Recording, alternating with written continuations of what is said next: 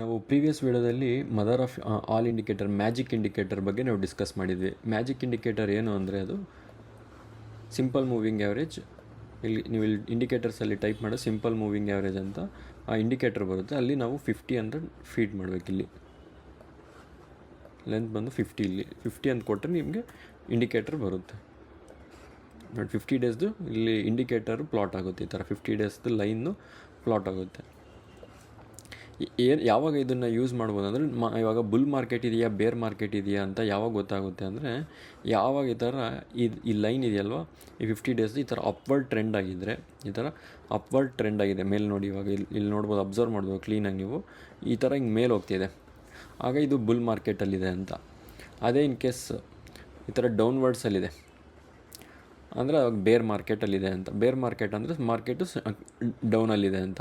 ಇದು ಅಪ್ಪಲ್ಲಿದ್ದರೆ ಮಾರ್ಕೆಟ್ ಅಪ್ವರ್ಡ್ಸಲ್ಲಿದೆ ಅಂತ. ಈಗ ಇನ್ ಕೇಸ್ ಇಲ್ಲಿ ಅದ್ರ ಮೇಲೆ ಸೈಡಲ್ಲಿ ಹೋಗ್ತಿದೆ, ಅದು ಸೈಡ್ ವೇಸಲ್ಲಿದೆ ಅಂತ.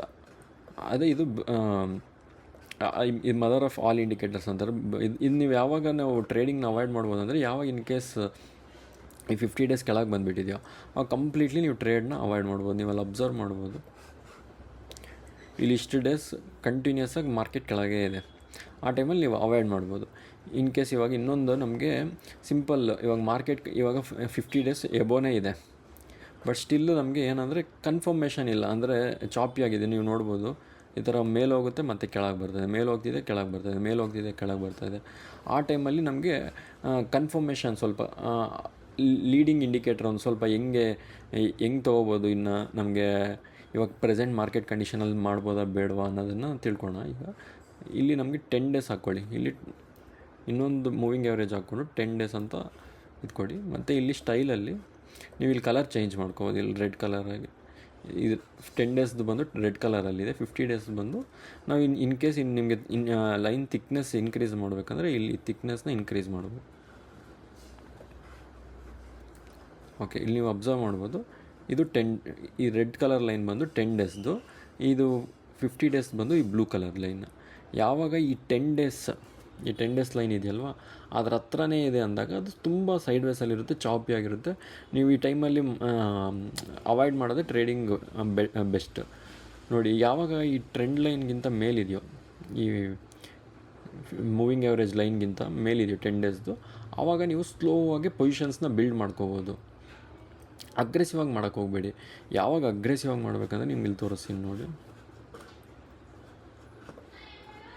ಈ ಥರ ಫುಲ್ಲು ಲೈನ್ ಈ 50 ಡೇಸ್ದು ತುಂಬ ದೂರ ಇದೆ 10 ಡೇಸ್ಗೆ, ಮತ್ತು ಈ 50 ಡೇಸ್ ಲೈನು ಅಪ್ವರ್ಡ್ಸ್ ಹಿಂಗೆ ಹೋಗ್ತಾಯಿದೆ ಮೇಲಕ್ಕೆ. ಈವನ್ 10 ಡೇಸ್ ಈ ಥರ ಅಪ್ವರ್ಡ್ಸೇ ಹೋಗ್ತಿದೆ. ಆ ಟೈಮಲ್ಲಿ ಮಾತ್ರ ನೀವು ಅಗ್ರೆಸಿವ್ ಆಗಿರಬೇಕು. ಈ ಟೈಮಲ್ಲಿ 10 ಡೇಸ್ದು 50 ಡೇಸ್ದು ಇಲ್ಲಿ ನೀವು ಅಬ್ಸರ್ವ್ ಮಾಡಿದ್ರೆ ಆಲ್ಮೋಸ್ಟ್ ಎರಡು ಫ್ಲ್ಯಾಟಾಗೇ ಇದೆ. ಫ್ಲ್ಯಾಟಾಗಿದ್ದಾಗ ನೀವು ಅವಾಯ್ಡ್ ಮಾಡ್ಬೋದು. ಒಂದು ನೆನ್ಪಿಟ್ಕೊಳ್ಳಿ, ಯಾವಾಗ ಲೈನು ಫ್ಲ್ಯಾಟ್ ಆಗುತ್ತೋ ಆವಾಗ ತುಂಬ ಕೇರ್ಫುಲ್ಲಾಗಿರಬೇಕು. ಮತ್ತು ಟ್ರೇಡಿಂಗ್ ಅನ್ನೋದು ಅವಾಯ್ಡ್ ಮಾಡೋದು ಬೆಸ್ಟು. ಫ್ಲ್ಯಾಟ್ ಆಗಿದ್ದಾಗ ತುಂಬ ವಾಲೆಟೈಲ್ ಇರುತ್ತೆ. ಇನ್ನೊಂದು ಯಾವಾಗ ಅವಾಯ್ಡ್ ಮಾಡಬೇಕು, 50 ಡೇಸು ಮತ್ತು 10 ಡೇಸು ಕೆಳಗೆ ಹೋದಾಗ ನೋಡಿ, ಇಲ್ಲೆಲ್ಲ ಕೆಳಗೆ ಇದೆ, 50 ಡೇಸ್ಗಿಂತ ಕೆಳಗೆ ಇದೆ. ಈ ಟೈಮಲ್ಲೆಲ್ಲ ಈ 50 ಡೇಸ್ ಲೈನ್ಗಿಂತ 10 ಡೇಸ್ದು ಕೆಳಗೆ ಹೋಗ್ತಾಯಿದೆ. ಆವಾಗ ಅವಾಯ್ಡ್ ಮಾಡಿಬಿಡ್ಬೇಕು ಟ್ರೇಡಿಂಗ್ನ. ಇನ್ನೊಂದು ಪ್ರೈಸ್ ಕೂಡ 50 ಡೇಸ್ ಕೆಳಗೆ ಹೋಗಿದ್ರೆ ಇನ್ನೂ ಅವಾಯ್ಡ್ ಮಾಡಲೇಬೇಕಾಗುತ್ತೆ. ಆವಾಗಲೂ ಕೂಡ ಯಾವಾಗ ಎಬೋ ಇದ್ದಾಗ ಮಾತ್ರ ಟ್ರೇಡಿಂಗ್ ಅನ್ನೋದನ್ನು ಇದು ಮಾಡ್ಬೋದು. ಇವಾಗ ನೀವು ಇಲ್ಲಿ ಕೇಳ್ಬೋದು, ಇವಾಗ ಆಲ್ಮೋಸ್ಟ್ 50 ಡೇಸ್ ಎಬೋ ಇದೆ, 10 ಡೇಸ್ಗೂ ಎಬೋನೇ ಆಲ್ಮೋಸ್ಟ್ 10 ಡೇಸಲ್ಲೇ ಇದೆ ಅಂತ. ಆ ಟೈಮಲ್ಲಿ ಏನು ಮಾಡಬೇಕಂದ್ರೆ ಸ್ಲೋ ಆಗಿ ಪೊಸಿಷನ್, ಇದು ಟೆಸ್ಟಿಂಗ್ ಲೈನ್ ಇದ್ದಂಗೆ, ಇದು ಟೆಸ್ಟಿಂಗ್ ಮಾಡ್ಬೋದು. ಈ ಟೈಮಲ್ಲಿ ಸ್ವಲ್ಪ ಸ್ಲೋ ಆಗಿ, ಇವಾಗ ನಿಮ್ಮ ಹತ್ರ 100 ರೂಪೀಸ್ ಇದ್ದರೆ 5 ರೂಪೀಸು ಟ್ರೇಡಿಂಗಿಗೆ ಯೂಸ್ ಮಾಡ್ಕೋಬೋದು. 100 ರೂಪೀಸ್ ಇದ್ದರೆ 100 ರೂಪೀಸು ಯೂಸ್ ಮಾಡಬೇಡಿ ಈ ಟೈಮಲ್ಲಿ. ಯಾವ ಟೈಮಲ್ಲಿ ನೀವು 100 ರೂಪೀಸು ಯೂಸ್ ಮಾಡ್ಬೋದು ಅಂದರೆ ನೋಡಿ, ಈ ಪೀರಿಯಡಲ್ಲಿ 100 ರೂಪೀಸ್ನು ನೀವು ಟ್ರೈ ಮಾಡ್ಬೋದು.